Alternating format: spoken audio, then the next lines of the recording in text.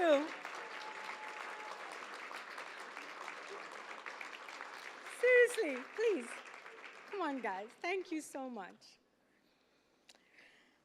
Ah, you know, at the end of the day, we're really only as amazing as the folks who believe in us and the folks who work with us and the folks who actually make the vision transform into reality. And that's all of you in the room.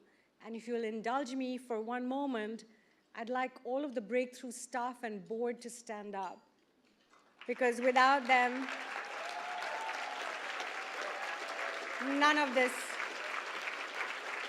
would be possible.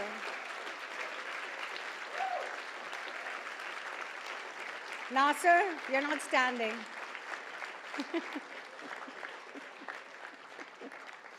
And there's one person in particular this evening that I really, really want to give a shout out to, and that's my friend and my colleague, Mark Sokol.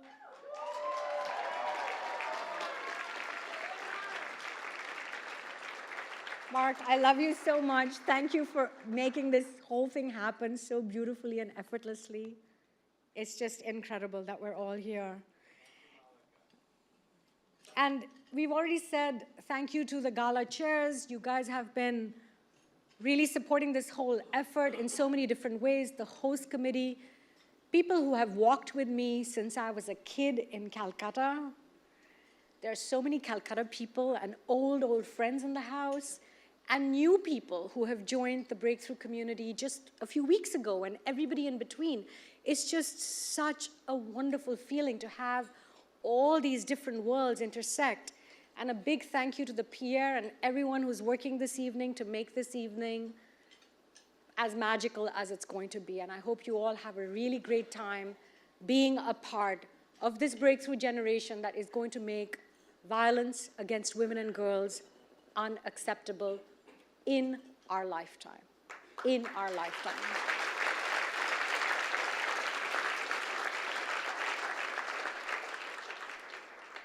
In 1985, I was in Bombay, and two friends of mine who were there for a conference were in a car accident.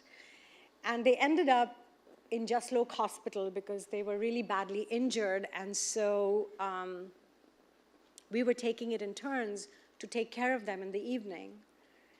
And I'm telling you this story because I want to give you a sense of why it is that I'm so deeply passionate about this issue and why I do the work that I do. And then I want to share with you some impact that Breakthrough's had in the last couple of years. And then I really want to talk about the three pillars of what it means to be a part of the Breakthrough generation. That's what I'm going to do up here with you this evening, and I'm going to do it really quickly. Hi. So they were in this car accident, and we ended up in Jaslok Hospital, and I was there one night, and they were in the women's wing. One of them was okay enough to have been moved to a private hospital. My other friend, Hansa, had to stay in Jaslok because she was so badly injured.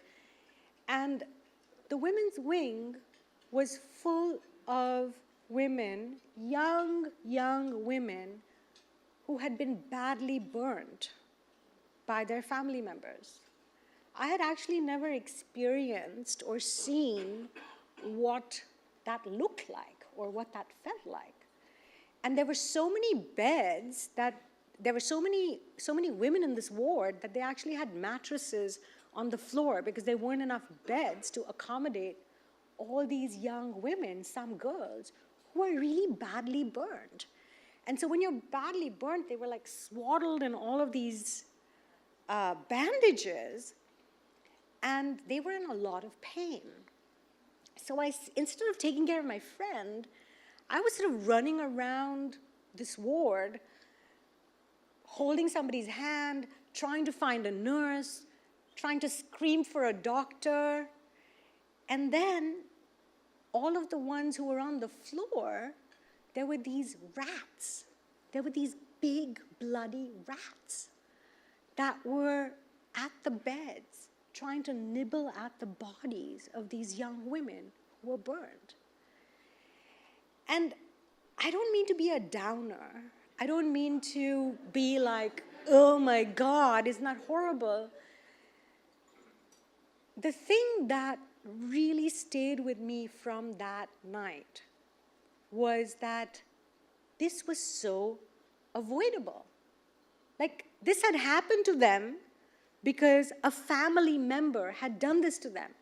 We didn't need a vaccine or some great new breakthrough in some experiment to find a solution to what had happened to these young women. It really boiled down to one thing, that we lived in a world and in a culture where women were second-class citizens. And that second-class citizenship meant that you weren't quite human. It's only when we make the other not human like ourselves that we can do these things to them, right? And transforming that sense of you're not human, therefore I can do this to you, first happens on a mass scale with women and girls. The largest human rights pandemic on this planet is violence and discrimination against women and girls. The largest, right? And so I began to think, if there was some way in which we could shift this dehumanization of women and girls, maybe we could shift it for everybody. Maybe if we could, as in our first instance of boys and girls, men and women, the two sexes, now of course many genders, if we could just find a way in which to understand that we were all on this planet together and just have that sense of respect for one another, then maybe we could start shifting this planet for all of us. And so for me, ending violence and discrimination against women and girls became a pathway, a route to creating a world where all of us can live with dignity, where all of us can thrive, where all of us can reach our full potential, where all of us can be all that we can be. I have thought to kind of share with you some of our big headlines around what Breakthrough's accomplished in the last couple of years. We've been working on the issue of early marriage, gender-biased sex selection, which basically means the removal of the girl child while she's in conception mode, killing her after she's born, domestic violence, sexual harassment, so many different issues. Here, in India, in partnership with countries in other parts of the world, we've done thousands of trainings with community members, cops, protection officers, elected officials, young people. We have a partnership with Kappa Sigma, the second largest fraternity in this country, to really think about how we shift frat culture and Greek culture so that instead of them being the worst perpetrators of rape culture on campus, they become leaders in transforming it. We've shown our stuff at NASCAR, at Indy 500, reached millions of people through multimedia tools, and really brought together sort of community engagement with mass media to do this shifting of norms that we were talking about. But I'm going to fast forward a little bit and not get into all of the great impact we've had, and it's been pretty remarkable, particularly under the leadership of our two country directors, Sonali Khan, Phoebe Schreiner. Sonali's been a comrade, a co-creator, somebody who's walked with me for 10 years, and I'm so delighted that she's here with us tonight. I love you, Sonali. And Phoebe, who's joined us recently, who's really, leading this charge with our work in the United States. So I'm not going to get into all of those numbers and all of those stats, except to just say, all of your support over the years has allowed us to have deep impact, to really make change that we can actually measure. We have reams of data. We can tell you chapter and verse what we've actually accomplished, how many people we've reached, what norms have changed. I'm going to fast forward instead to talking about what I see as three of the most important values of what it means to be a part of the breakthrough generation that is going to make violence against women and girls unacceptable in this lifetime. And those three values are compassion, courage, and accountability. Compassion, courage, and accountability. I want to start with compassion. Compassion is that sense of we're all in this together, that what happens to you actually affects me as well, and because of that, I want to do something to change it. It's not about rescuing people.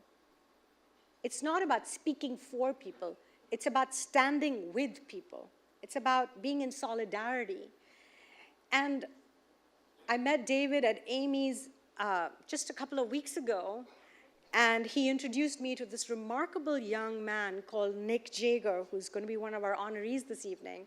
And I ended up talking to Nick after a Diwali party at like 1 a.m. my time. He was in California.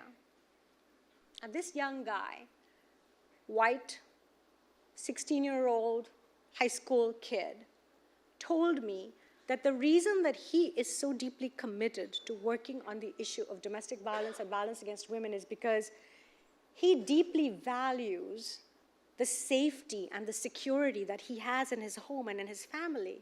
And he can't understand why other people don't have that safety and security. And how bizarre is it that for most women and girls around the world and here in the United States, the home is the most unsafe space to be. And so there I am on the phone with this young man who comes from incredible wealth, incredible resources out there in California, who's made it his life's mission to challenge domestic violence and violence against women and girls.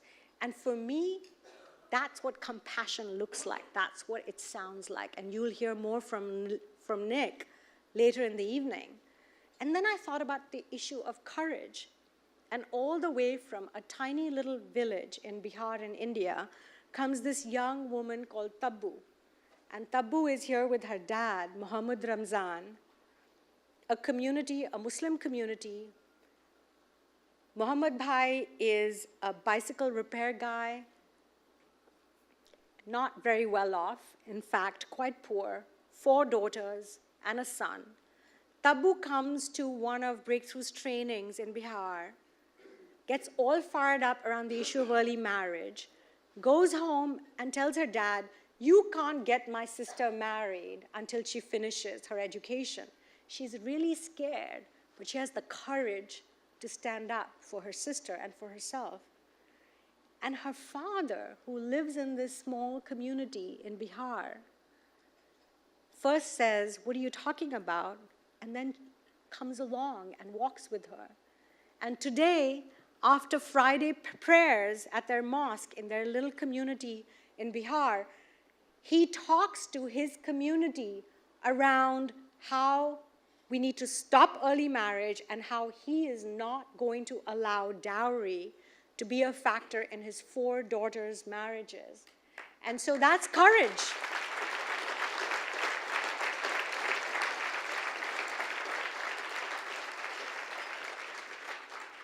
And then I come to the issue of accountability. And a couple of months ago, I had breakfast with Ajay Banga, who is the MasterCard CEO and who you'll also be hearing from later this evening. And you know, Ajay's won incredible accolades for his incredible leadership of MasterCard, his prior incarnations, transforming MasterCard into a tech company. And this Sardarji, who still wears his turban, right? Who could make his leadership of MasterCard all about trying to fit in, makes his leadership about inclusion, about diversity, and about gender equality. And he shared a story.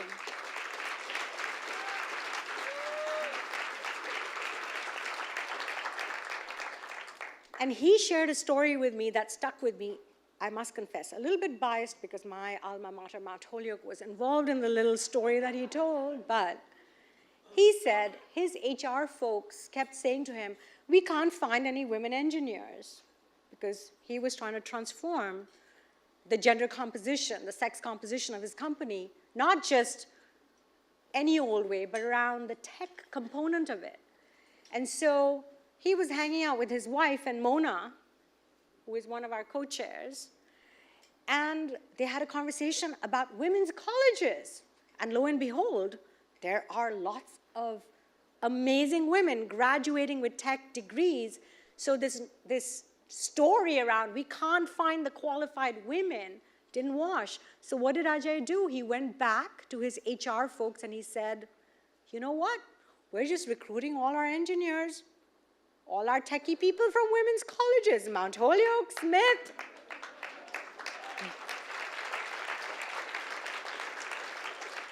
I mean, you know, that morning when we had breakfast, Ajay told me a whole bunch of other stories, and there's reams to talk about in terms of accountability. But accountability is that quality about how do we show up and walk the talk. We can say a lot of things, but how do we show up? How do we show up to change the norms that make half the world's population second-class citizens? And so tonight, I'm so grateful to Indra for joining us this evening. I think that it's remarkable that we have Indra Nui presenting the award to Ajay Banga. Like, how amazing is that?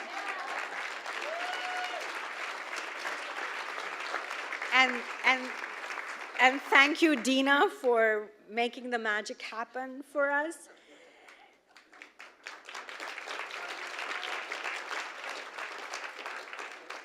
But I would just like to invite all of us to sink into compassion, courage, accountability. This is how we show up. You are, we are, this generation, this community that cares, this community that believes that when we can end violence and discrimination against women and girls, all of us can thrive. Thank you so much from my heart to yours.